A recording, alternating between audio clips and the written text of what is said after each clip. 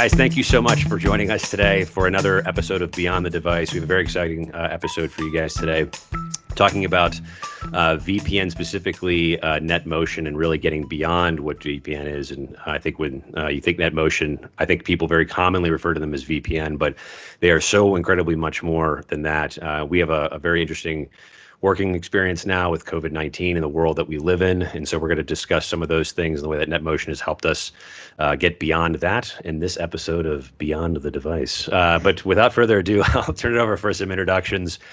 Greg Waddell, can you do an introduction? And then I'll turn it over to the NetMotion team, Joel, and then Jay, and we'll get kicked off. What do you guys think? Absolutely. Thank you for having me, Reid. Excited to be here. I am Greg Waddell. I am the partner manager at 3i Technologies. The marketing department at 3i rolls up to me, and I also spend my time managing relationships with our vendor community, NetMotion being one of them. Awesome. Mr. Joel.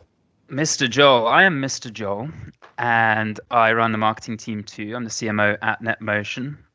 I do have an English accent, but I'm actually based on the west coast of Canada, and it's a pleasure to be spending time with you today.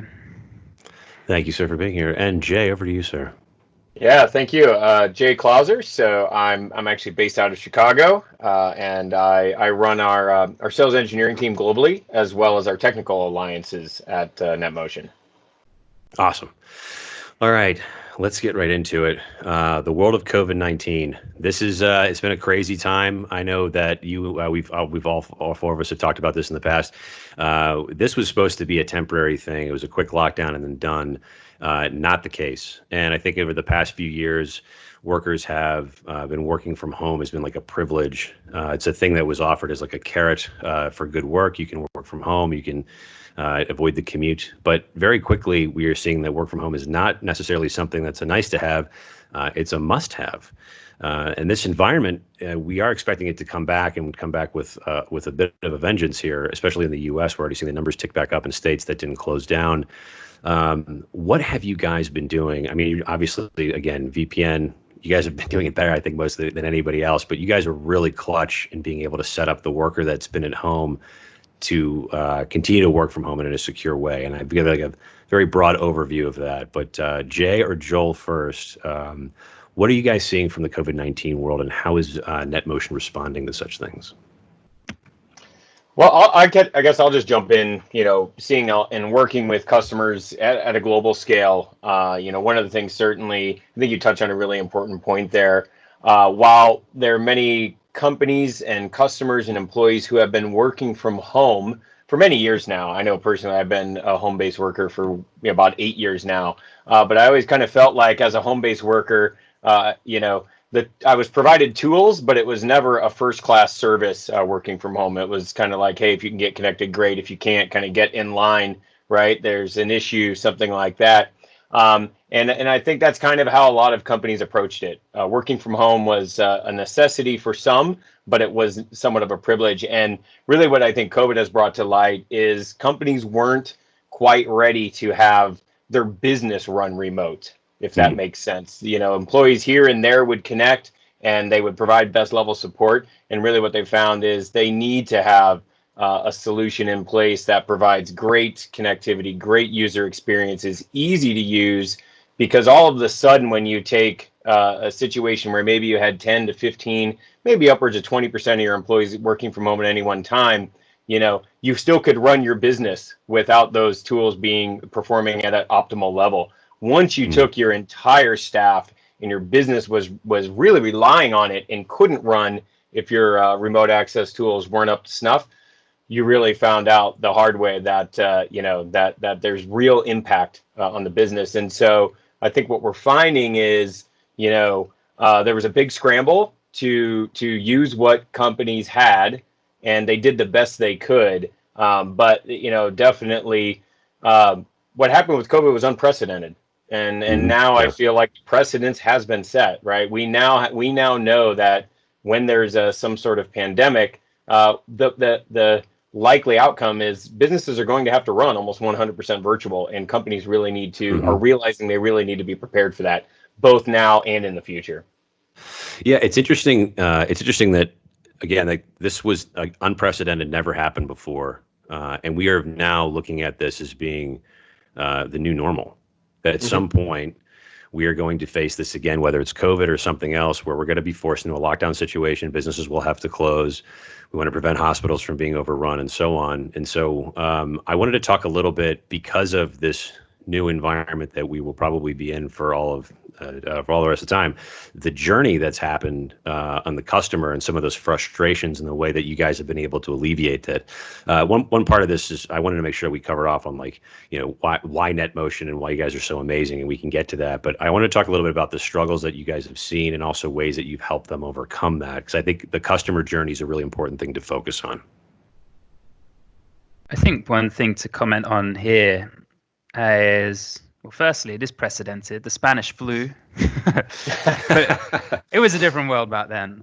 Very true. But I think the thing that gets lost in some of these conversations, because everyone says, oh, everything's changed forever. And it has, almost misses this concept that this was happening anyway.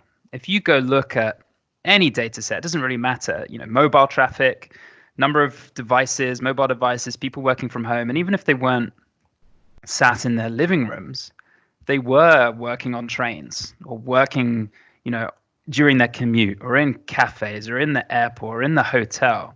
And so I think the digital workplace was emerging anyway. A decreasing proportion of the time was spent behind a desk in an office.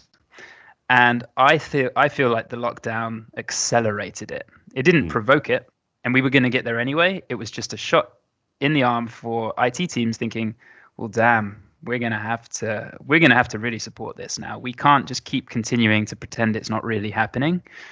And so I know that's not a particularly hot take, but I do think it's worth recognizing that some companies were really well prepared because they were already embracing this concept. And other companies, I don't want to name them because it sounds like it's harsh, but they still had desktop PCs without Wi-Fi, and then they're asking employees to go and work from home, and they're bringing this big old tower machine back and plugging in an Ethernet cable. And yeah, it was a real shock to the system. Yeah, absolutely. That, and also, just to real quick, the connectivity issues that we had, where all of a sudden a family, a mother and father are supposed to be working at home, the family of four, when now the kids are all at home as well, and everyone's on the same connection. I mean, nobody was prepared for that from a networking perspective. A lot of people got choked, which I think is why we saw the need for the direct connectivity LTE connections for work computers. Sorry, Jay, I didn't mean to cut you off. You're going to make a point. No, I mean, well, I think that's a great point. A funny story there is my son plays with COVID-19. He's been home a lot. He played a lot of Xbox, and a couple of times he came in and said, hey, his best friend isn't able to play Xbox with him during the day.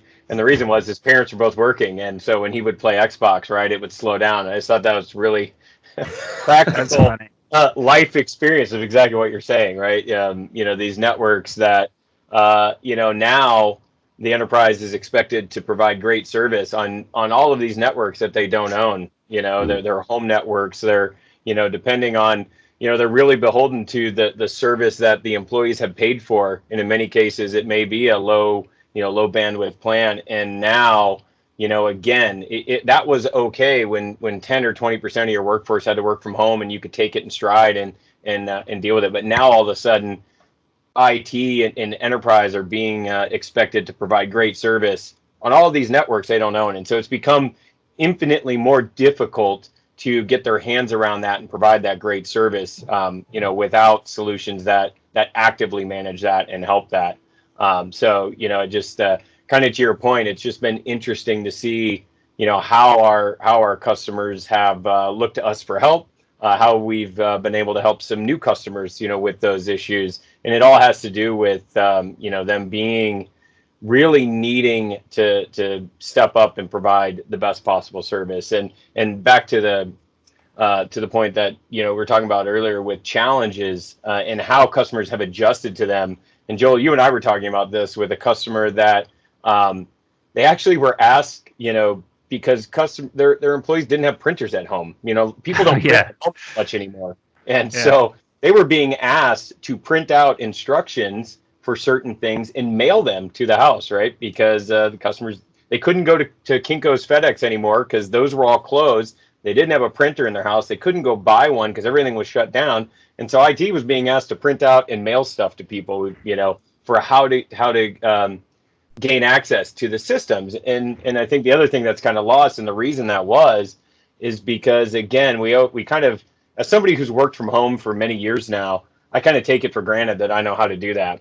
But when you very quickly take a large population of your employees that maybe never work from home or rarely do, and just expect them to know how to use the tools to get connected and stay connected, it becomes a big problem. And when you have to do that almost in an overnight or within a couple of business days, things get missed.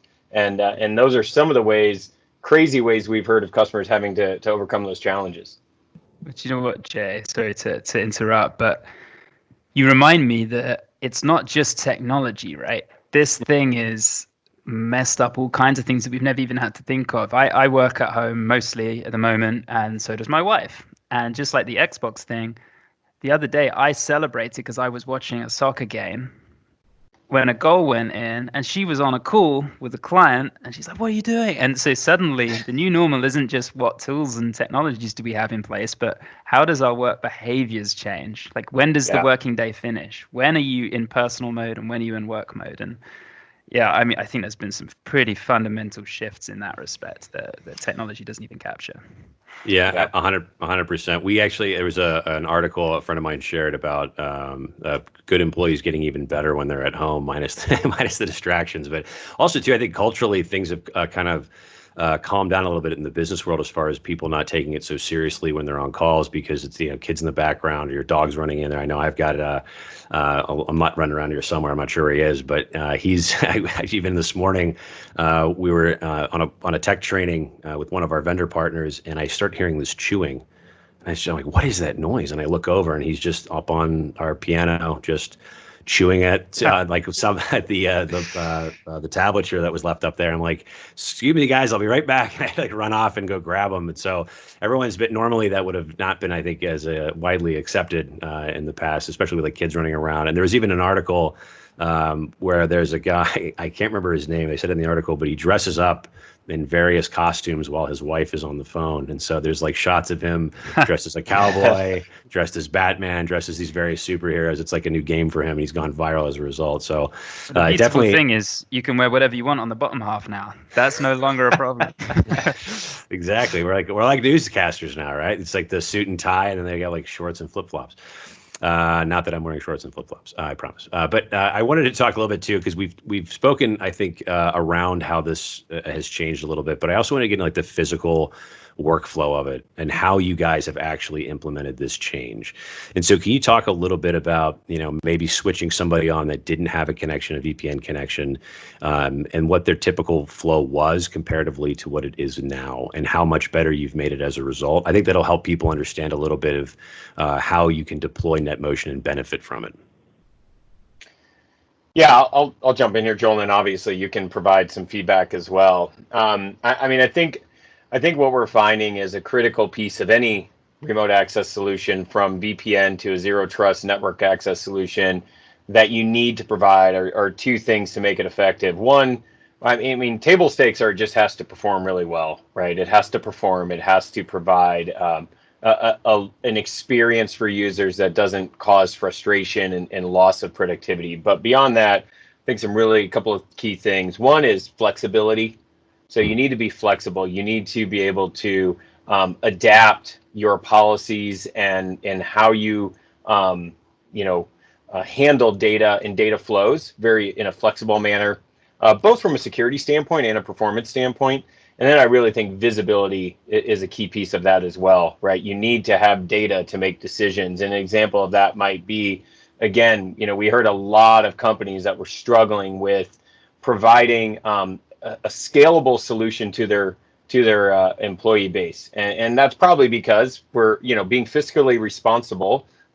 Companies didn't invest more in their remote access solutions and hardware than they probably needed after what they considered at the time of purchasing the peak usage. And so many companies said, you know what, we're never going to have more than 30% of our people working at home from any given time, so I'm going to buy a hardware stack or software stack that's going to scale that, right? Yeah. And so again, COVID made everybody adjust so quickly that what we definitely heard in the market and not necessarily from our customer base, is they're really struggling to to provide a high performance solution and experience for their employees. And a lot of that was they just didn't have the scale. And so one of the advantages I think we have is that we're 100% software based. So you don't have to. And again, this really came to light with COVID, because some other solutions out there require a physical piece of hardware to be ordered, to be shipped, to be delivered, to be stacked, to be racked and plugged in. Whereas we don't have any of those challenges. You can just spin up. We can scale horizontally and just add extra connection points in 100% software. So instead of a matter of days or weeks, sometimes because of back orders, other solutions needed to be considered for actual physical installation. We could scale horizontally very quickly in a matter of hours. And then beyond that, just the visibility to see how data was being used, so that you could very quickly and easily, if we saw a spike in data from streaming media or news channels, right? Everybody was interested in the news during COVID, and rightfully so. People were maybe had a news feed going on in the background to get updates.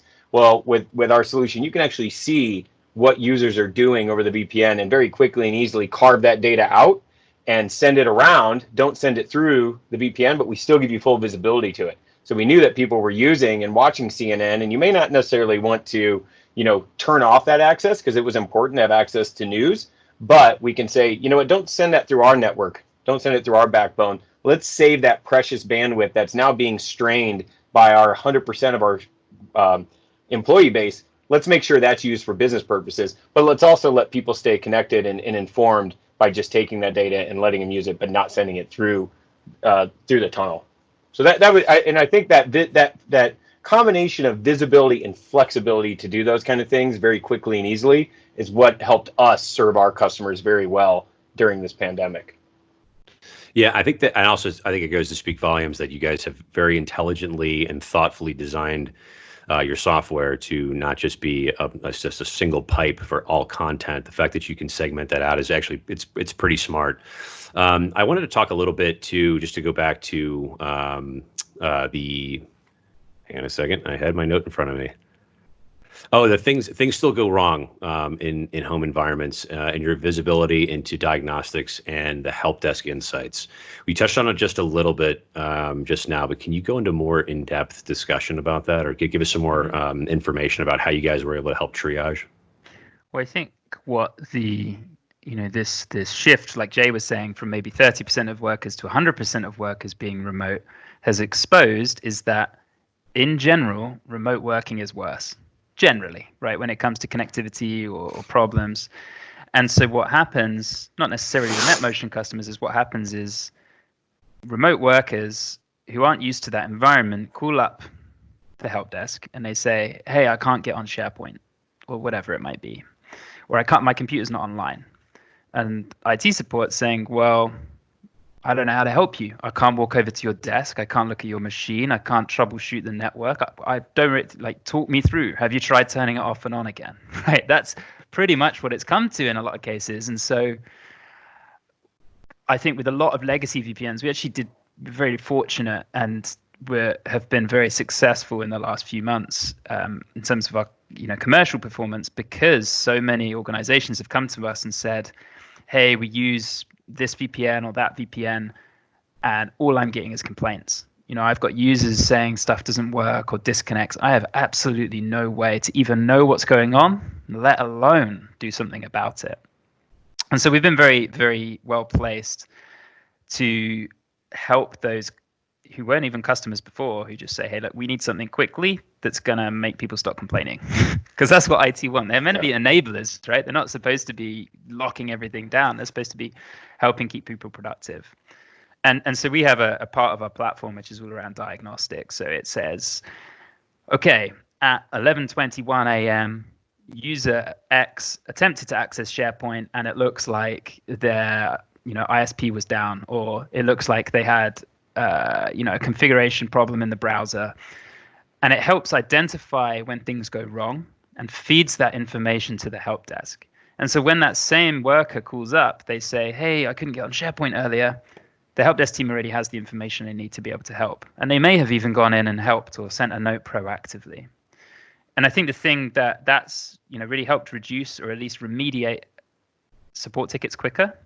But almost the more important thing is being able to see that on aggregate and saying, hey, look, 75% of our worker problems and network failures are because of this. Let's go in and try and do something about it. Or just go send an email around so everyone knows exactly how to solve this common problem. And so slowly over time, you're trying to improve that experience in a way that's almost invisible to users if possible. So I think, okay, so to go back again about how thoughtful you guys have been regarding the design of this and the technology, you guys have almost been disruptive to typical VPN as you would see in the market on a regular. You've had a very proactive strategy about moving to a different type of VPN because you realize the vulnerabilities in the outdated, antiquated business model. And I think there's a really powerful message in here about to stop being reactive and start being proactive and putting a plan in place. And sometimes it can be very difficult to do because you're not even sure where to focus. And that's obviously where we want to, us as 3i, want to help people do that. But can you talk a little bit about some advice that you have for organizations about not being reactive? And this has come up in, I think, every podcast we've had, where it's like, I use a boxing analogy that if you're always reacting, you're losing, because eventually you'll get hit in the mouth. Like, you have to have an active ring strategy to get back on offense. There's that boxing moustache reference. Yeah. My own time. Wanted to work that in somehow. I had to figure out a way to get that in. But can you give a little bit of maybe some advice of things that you've seen that have helped companies to stop being reactive and start to be proactive and to try to better their working environment for their employees, regardless if it's at home or if it's in the office, wherever it might be? Yeah, I'll take give you a couple of thoughts on that. I mean, I think back and, Joel, I don't know if this commercial was popular in Canada or not, but if you guys remember that, I think it was a LifeLock commercial where it's like, you have the security guard at the bank and he's like, hey, bank robbery, right? And they're like, are you going to do something? The guy on the floor, and he's like, no, I'm just a monitor, right? I can't, I'm not going to do anything about it. And it's kind of like that's where I consider, taking data and taking monitoring data and data that helps you identify issues. You got to have the other half of that. You have to have the ability to actually take action on it. Just knowing something is going wrong is important and is valuable, but actually having a tool and a full platform that allows you to take action and resolve it is really the more important piece of that. And so, I think that being proactive, whether it's from a performance standpoint or a security standpoint, is really important. And so it starts with data, and it starts with the ability to see what's going on, but then having the ability to go in and say, you know what, our business is moving, we're moving to the cloud, we're moving to SaaS solutions, and now I need to start moving kind of from that traditional, VPN mindset of, once you're in, and we trust that you're good to go, and start moving towards a zero trust or a least privilege access model is going to be really important, both from a security and a performance standpoint, because, sending all that data back from the performance standpoint, sending all data back through the corporate backbone just really isn't efficient, right? We've got 5G networks that are at promising gigabit speeds. We've got 200-300 megabit to gigabit home internets, and sending all that data back through the corporate backbone is inefficient. And companies don't want to manage all that data, and employees don't want to have the extra hop to affect performance. So from a performance standpoint, getting ahead of that and being able to, trust and control and being comfortable with the fact that you can send that data directly is important. And so I think we're going to start to see, both for security and performance reasons, companies are going to try to get ahead of, security by starting to put in a zero trust network access security posture and say, you know what, just because Joel is authenticated to the VPN, I shouldn't just trust that Joel should have access to everything in my environment, all of my resources, whether in the cloud or they're a SaaS solution or they're on premise. I'm not just going to trust that Joel is Joel all the time. I'm going to continually be assessing the security and the posture and the what network he's on, what time of day it is, and then also providing the least amount of access by saying, you know what, I'm only going to let Joel connect to the things that he needs to connect to get his job done, right? And from the applications. And that really limits and cuts down dramatically on the attack surface that we see companies really striving towards. The challenge with that is it's really hard to get from point A to point B, right? Point A is pretty easy. You're connected, you're in, there's not a lot of work, we trust you. Point B is pretty hard, right? There's a lot of thought that has to go into it, and there's a lot of risk in putting that in, that you're going to disrupt business, you're going to miss something. And so, we really feel like you're best suited when you have a platform like NetMotion that lets you start with point A, lets you get the visibility to see what's going on, and over time take that journey to point B, right? Because it's really hard to go from point A to point B overnight. It's almost impossible, or it's highly risky. And so I think that's where we're seeing customers that are trying to get ahead of security and performance issues by really taking an approach that allows you to to do it over time and mitigate the risk. So Joel, I don't know if you have any thoughts on that or. Yeah, I mean, your comment about the journey is absolutely right. It's kind of scary. It's like saying, hey, you're on premise. Everything's on premise today. And by the way, the cloud's the future. So take everything you have and in one night, move it to the cloud. And I was like, this is unrealistic. We've been talking about the cloud for 10 years.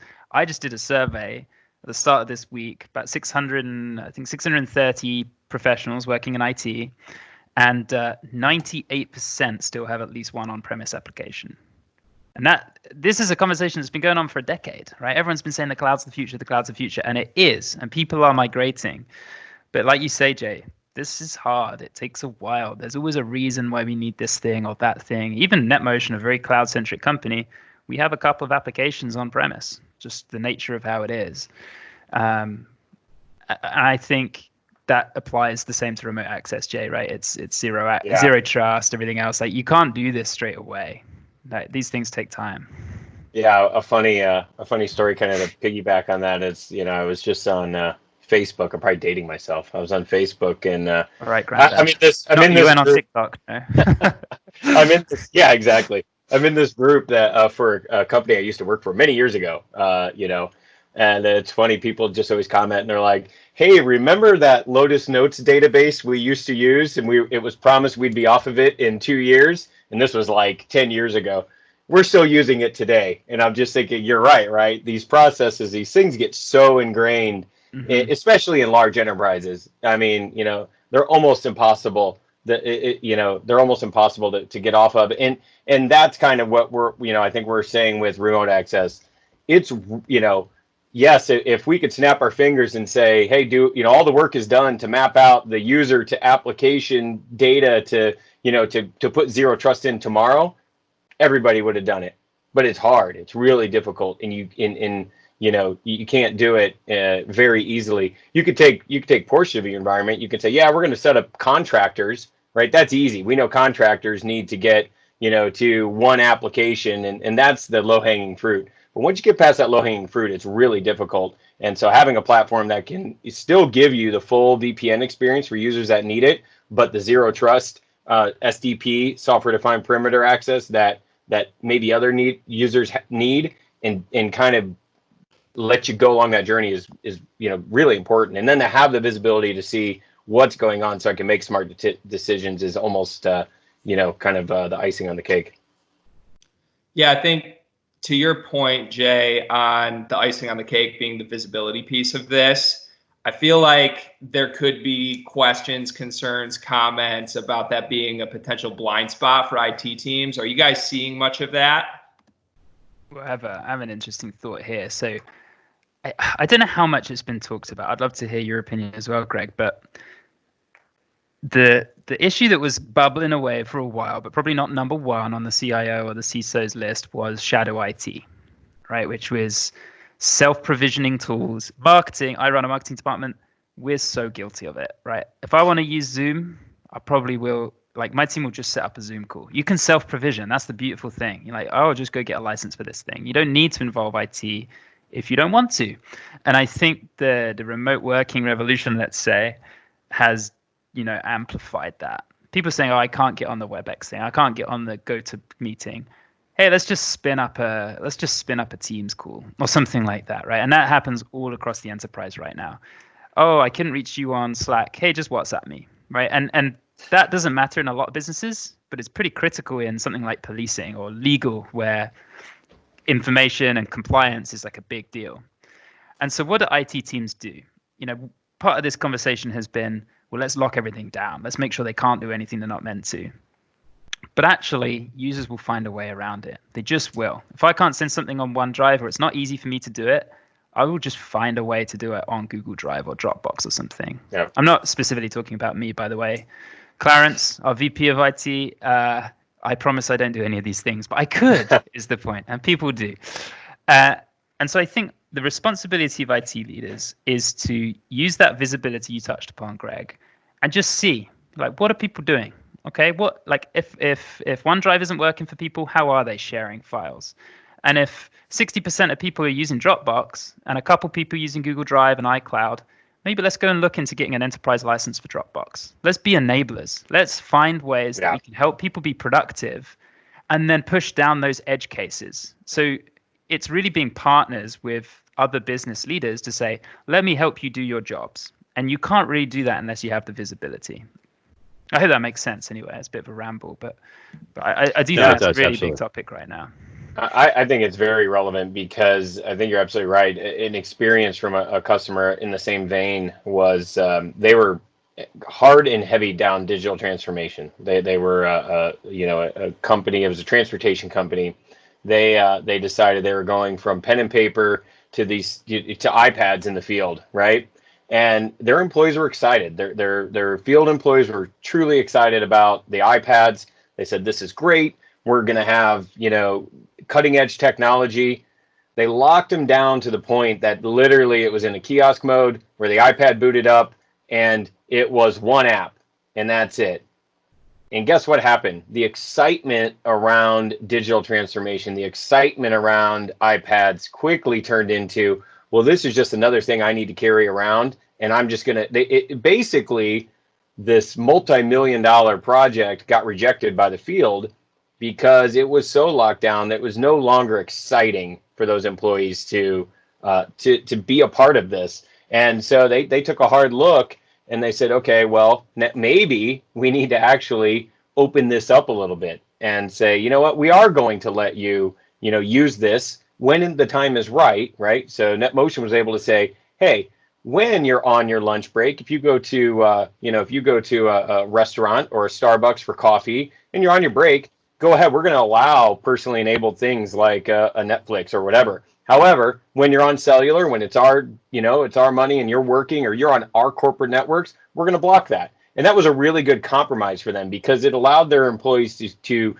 have some benefit from carrying around this extra device, right? Mm-hmm. But it also gave them the control to say, we want to make sure we're not, allowing them to watch Netflix while they're trying to work, because it was a transportation job and there's legal things there and productivity things. But I thought that was an interesting use case, Joel. Like you're saying, it's visibility shouldn't just be there to help us lock things down, right? I think we're past that. That was kind of where IT security, that pendulum had swung many years ago to the ultra lockdown. And I think we found, especially in today's environment, when everybody's used to, having everything at their fingertips on their phone, it's kind of swung back to saying, okay, let's use that to understand what's not working. Because if people aren't using OneDrive, well, then there's a reason they're not using OneDrive. And maybe we need to look at another solution, or maybe we need to educate them on how they can use OneDrive more effectively, rather than just saying, let's go plug all the holes.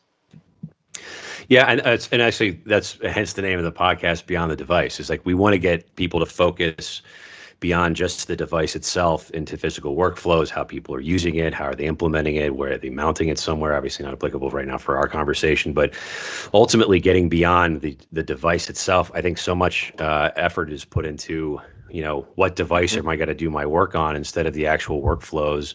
How is it going to get managed?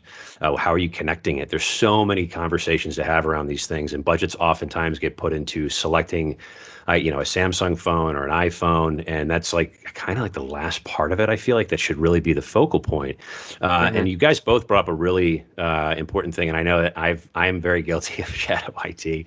Please don't fire me. Where I was like, sometimes you get locked down and you have to attach something to a Gmail account because of whatever reason, and it's very frustrating. And you're just like, I'll email it to myself and just email it back around because I can't get it to work any other way. And having that data is so crucial in enabling productivity. And I think you really struck a nerve with, at least me, with like my frustrations in past employments where we've had things that didn't work, and it just fell on deaf ears. And even though it's like we were trying to get the point across and it wasn't enough, but if we had physical data points of what was actually going on, Joel, to your point, I think we could have made that change in a really easy way because it just made sense to do. Well, believe it or not, most people aren't trying to get out of doing their jobs. They're not fundamentally lazy. 90% of people just want to get stuff done, right? They just want to do the jobs. And if stuff's in the way, it's frustrating, or they'll find a way around it. And so I really do think that, if you're in security or IT or in the channel, anything really, you should just be helping people get their job done. Because that's what's satisfying. I feel good when I get stuff done. I feel frustrated when I can't. It's not like I'm trying to get out of work. So I think what you said is true. I want to talk about some stories because I think stories always help people learn and educate. It's relatable. It doesn't seem like such an esoteric thought or something that's difficult to grab or difficult to grasp, I should say. But we've talked about visibility a lot. We just did it again. Is there anything interesting that you're seeing companies do within the concepts of visibility? Anything innovative that you've seen that you want to talk about? So to try and address that question, I think it comes back to this idea of not having to tunnel all the time. We had organizations we worked with that, they put everything back to their corporate network because they wanted to see it and they wanted to control it. And weirdly enough, they were concerned about people doing things like using Tinder on work devices, right? They just really didn't want that problem. Or gambling, and it wasn't even really a security thing. It was an appropriate usage thing because the culture of this enterprise was not suitable for those things, and they were desperate to move away from this 100% tunnel, but they were also scared about what would happen if they stopped tunneling stuff. And so I think when we finally offered this platform that allowed them to see what was going on without backcalling it, they were super excited. So they were on our customer advisory board last year. We pitched it to them and they were like, so we can block Tinder, or we can see when people are gambling without having to tunnel it. We're like, yeah. And they're like, yes, sign me up. When's this going to be ready? And so it's funny, the use cases that we design when we're building products are sometimes security oriented or experience oriented, and you occasionally hear about something in the field where they're like, I just want to see what's going on. And it's funny when you get a story like that you couldn't really have anticipated, but actually the ways that organizations use products isn't always what the developers had in mind. My microphone was on mute. Sorry about that. Can you think of any organizations that you've encountered that's doing management in a more intelligent way about getting users the right credentials? I know that we've talked, Jay, you and I have talked about this a couple times. Joel, you've made mention of it as well. Sure. I believe it's an airline story. Oh, yeah. I don't mind talking about this one, Jay, if that's right. Yeah, go ahead. So I think the old way of doing things, and NetMotion hasn't really done this, but certainly VPN in general was, do you have the right credentials? Okay, great. Here you go. Here's access to everything. And I think certainly with more workers being outside the office, that's just not acceptable or not really enough today. And so this concept of a software-defined perimeter or zero trust network access is all about, well, what are the conditions of the request? So this airline that you alluded to, they want to know, all right, the user has the right login details, but where are they? What network are they connected to? And what is the nature of that network? Is it secure? Is it public? Is it private? Is it cellular? What application are they trying to access? Let's go back to Office 365 or something. Are they trying to access it in the Office 365 app or in the browser? What device? How is that device configured? What version of OS is it running? And really just going through, these countless variations of data points to build a risk profile that says, okay, everything looks fine here, but they're on a really dodgy network. Maybe we don't allow access because it just doesn't seem right. And so it's a much more intelligent way of saying who gets access, when, and to what. And so the airline, it built an entire policy around networks. They were really, really interested in saying, okay, well, we have 8,000 or 9,000 access points in airports around the world. I want there to be different policy conditions based on if they're connected to that, if they're connected to cellular, if a gate agent is trying to look up their schedule for where they need to be and when, they can see whatever they like. And they can get access to that application and nothing else. Thing is, if they try and access something with more privileged information or sensitive data, they're only going to be able to access it if it's a trusted Wi-Fi or network connection. And so I think they're doing some really cool stuff around conditional access and using a lot more than just user credentials to figure out what someone's allowed to get to. And to me, that's the future, right? That's that pathway of getting to zero trust across everything you do. What is the context of the request? Because there's so much that you could take into account.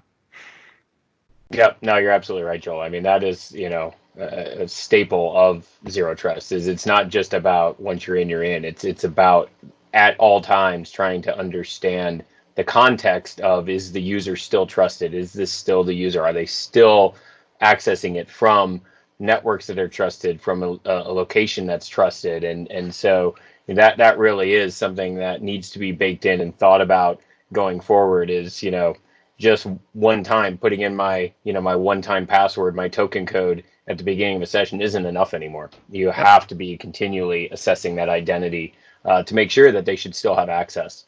And it, like you said, it's not just should they have access by and large, but what app? It's so many different things that need to that's what builds that zero trust. We're not trusting anything unless we can validate all these different pieces of data to make sure that it should be allowed.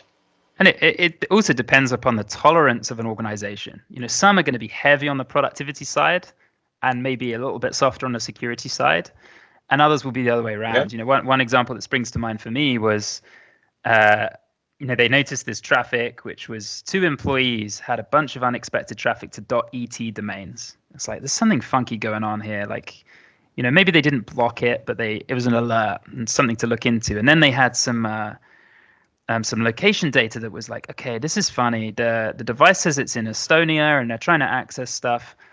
Anyway, it turns out the employees were just Estonian. And so visited Estonian websites and had a vacation back to Estonia, and there's nothing funky going on at all. But without understanding the context, they wouldn't have even known whether that was a threat. Without the visibility, they wouldn't have known whether it was normal or not. And, there's going to be false positives. But false positives are a good thing in this instance. They're insights into, well, hold on, does unusual mean bad, or does unusual just mean let's check this out? Because once again, we keep talking about it, but you want to enable. You don't want to just block everything because it looks dodgy. You want to be able to see, okay, what's going on, and do we really want to allow access at this moment? Joel, I think that's an interesting point on the tolerance of an organization. And it makes me think of another idea with organizations, which is capacity for change. So I think it's sort of human nature, right, to resist change. But in reality, all innovation requires change.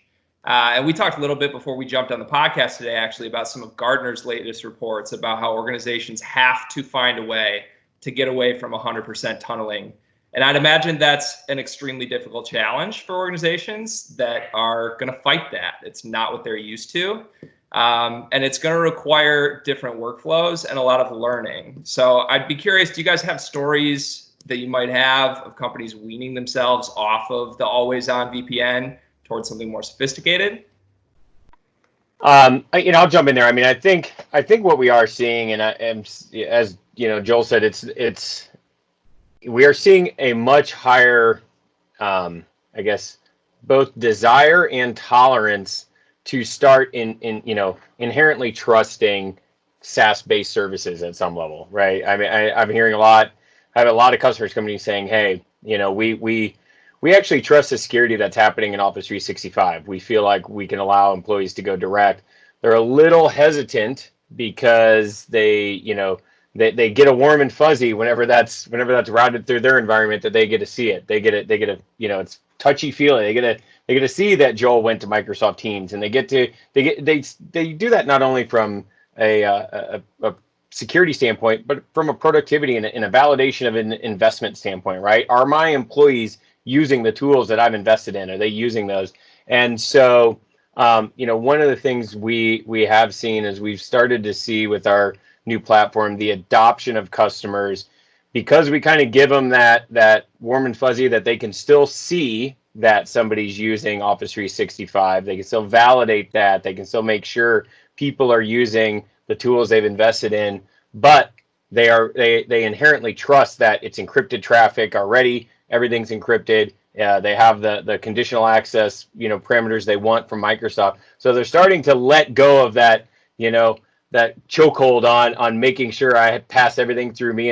And so part of that is giving them the ability still to see it, to audit it, to have control over it, but not necessarily for performance and security reasons, sending it through the backbone network, because that's a huge cost for them, trying to maintain that network. And the more they can send direct and not tunnel, and allow users to be more productive and have a better experience, but still have the security controls in place, that seems to be kind of the tipping point that starts to let them move data outside the corporate network and let it go direct. I think, I agree with what you say, but Greg was mentioning Gartner as well, and there's been a change. So I'm not sure if people are familiar, but they released a couple of reports which are worth mentioning. So one is solving the challenges of secure remote access, a modern remote access. Sorry, it's by Rob Smith and some other authors. And there's a market guide for zero trust network access. So all of these ways that we've been talking about doing remote access more intelligently. And last year's market guide was the first one. And what ended up happening is a lot of organizations started embracing it and started buying some of these products. And, from what I've heard or what I've experienced is it was way harder than it first seemed, because we've talked about some organization, almost every organization still having some on-prem resources. And there still are so many examples of use cases for VPNs. I like dropping this story in because it's a secret, and they're not a customer, so it doesn't bother me. But Amazon is the world's biggest cloud company, and they bought tens of thousands of VPN licenses in March, because even the world's biggest cloud company still needs a VPN.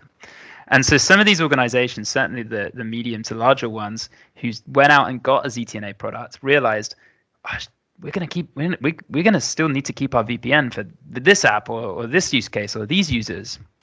And suddenly they had to manage 2 clients, 2 policy engines, 2 consoles, 2 systems that didn't really coexist very elegantly. You had to do like a per app VPN over here, and then the ZTNA takes over for these bits. And this year's Gartner report, the market guide for ZTNA, actually says in the first line, people are going to need to keep their VPNs for a while. And they're going to have to coexist for the next few years. And I think the thing that fills me with conviction that NetMotion is going to be pretty competitive in this space is that there's one platform and you get a VPN in it and this ZTNA concept. So you don't have to configure deploy 2 different apps and figure it out. Like, how is this policy going to overlap with the Cisco policy? It's a much simpler way of being able to embrace the tomorrow whilst also not jettisoning the today. And I know we keep making the point today, but it really is that journey. And I feel like we're really well placed to help companies make it. So I wanted to, we're getting to the end of our time here, guys. I just want to get into some closing comments, and then we can do some official wrap up, and we'll call it a day or an evening or a morning, wherever you are listening to this or watching it. But Jay, over to you to start, and then Greg, I'll kick it over to you next. Joel, and then I'm just going by what I see on my camera screen, and then we'll do the close and get out of your hair. No, it's been a great discussion. I mean, I think a little bit of what I started with. I mean, it's been an extremely interesting and challenging time, both personally and professionally for everybody during this recent pandemic, as we started talking about. And it's been full of challenges, and it's been, while it's been challenging, it's been interesting, and it's been, I've seen a lot of things overcome, both again, obviously personally in that, but it's been very, it's been kind of fun working with customers to help them address those challenges and really see that, see us help customers be successful and be agile and be adapt to very quickly to, to the challenges. And so, I have, I've never been more, I don't think I've ever been more busy in my life during this past few months, but at the same time, it's been really exciting to help customers through this, through these challenges, and also, really excited about what the future holds. To say once the dust settles, once we're kind of past this, how can we continue to help customers be successful? Because I do truly think that when things kind of get back to some normalcy, and I think we're starting to see signs of that.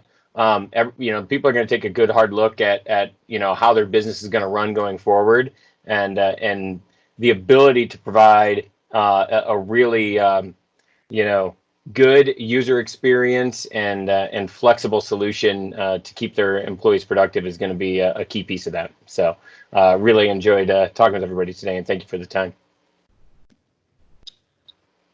Yeah, I want to say thank you as well. It's always great to get to talk to folks from NetMotion. I always come away from conversations feeling like you guys are just the absolute experts in this space, and thankful for the partnership that we have with you guys at 3i. But I think my takeaway in general, and selfishly, is I think both 3i and NetMotion would speak to this as companies that have been champions of moving towards a mobile workforce for decades now.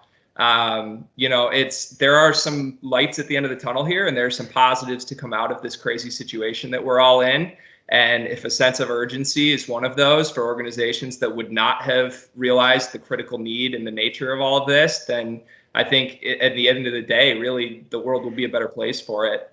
And I would be remiss, since I'm about to pass it to Joel from one marketing guy to another. Our audience here today is going to be our channel partners.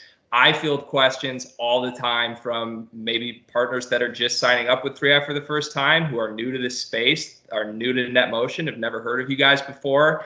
And I think one of your biggest strengths as an organization truly is being able to explain what you do in a creative, easily understandable way. So I want to give you the opportunity, one, to just speak to how you guys do that in your last final words here, but then two, plug any of the great video content you guys have been doing, because I've seen some awesome stuff in the last month that I think I'd love people to see. That's quite a bit of praise. If I managed to trick you into thinking I'm an expert, then that was a successful task, because deep down I'm really not. It's an infinitely complex space.